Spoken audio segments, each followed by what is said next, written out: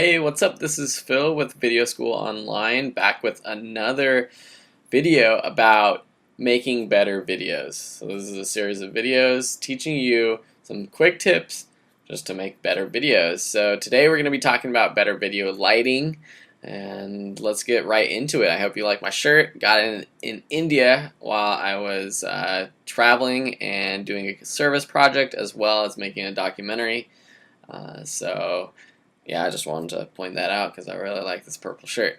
Anyways, back to videos. So, better video lighting. Let's go through a few quick tips because video lighting is something that you will get more into the more advanced you get and the more videos you produce. At some point, you're going to move away from just setting up a camera, shooting whatever's there, to actually doing lighting setups. And there's all sorts of different lighting kits that you can buy, from cheap ones that literally you can build your own set from the hardware store using China balls and tungsten light bulbs, to $100 or $1,000 lighting kits that you can get from professional lighting companies.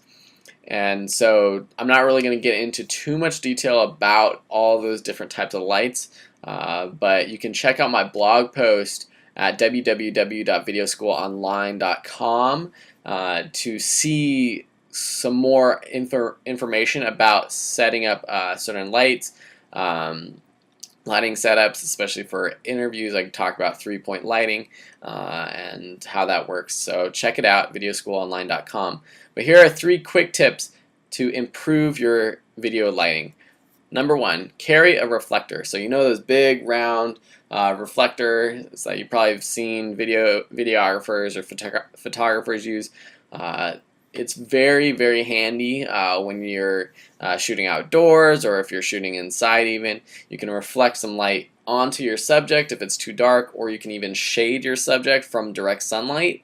A tip going along with this is that it's usually not good to shoot your subject if it's a really bright sunny day with the sun beating down right in your subject's face. They're going to be squinting and the lighting is just going to not look good. So sometimes it looks better to put them in the shade, and you can do that with a reflector or just with a building, whatever's around. But carry a reflector. You can even use it if you have one light. You can put it behind to the side back of your subject and create a bounce that will fill either the side of your face or create a backlight, which is a nice effect to create a nice glow on the back of their head or shoulder. So that's a great thing, and it's cheap. Buy it, $20-30 online. Carry a reflector with you wherever you go.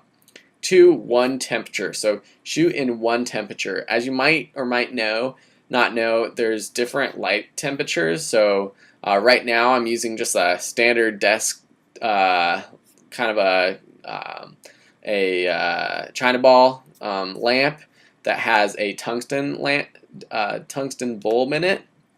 And the tungsten bulbs are the ones you're probably used to when you were younger. The standard light bulbs.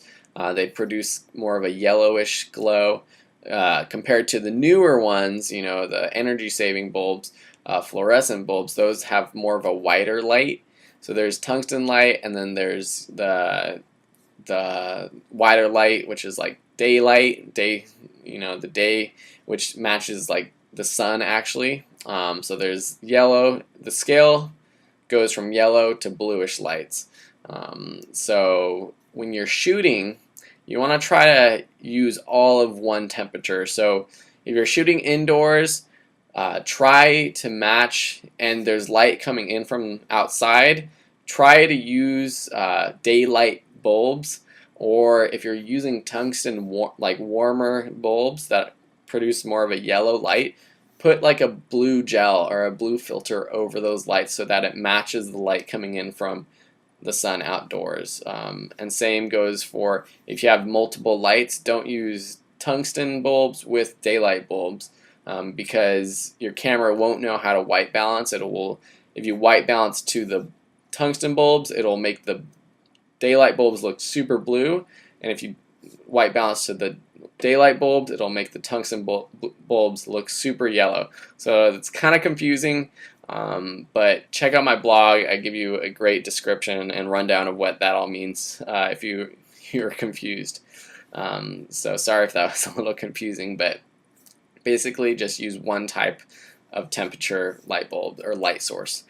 3, use available lighting. At the very least, if you're shooting a video like an interview or something, make sure there's some sort of light there, even if it's just a desk lamp, or like I said, just buy a China ball. It costs $20-30 at most to get a nice little China ball with a light bulb, and it creates this nice soft filtered light. And that's what I'm using right now for this quick video.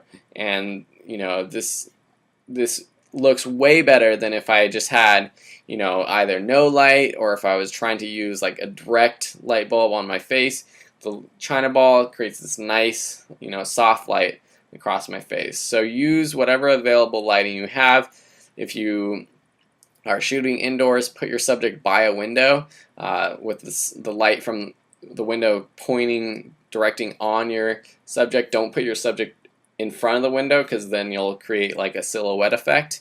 But yeah, be creative. Use whatever available lighting you have.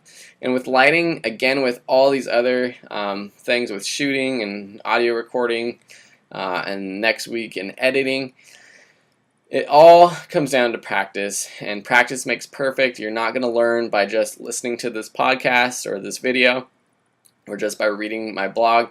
You actually have to go out and practice. So do it today. I urge you to just get your camera and practice. So thank you for watching. If you want any more tips or tricks and tutorials and online courses, podcasts, ebooks, and more, check out the website, videoschoolonline.com. And yeah, let me know in the comments if you have any feedback, or you just want to say what's up. Subscribe to the channel if you want to stay up to date with these Video School Online videos. And until next time, have a great week, and I'll see you then. Bye.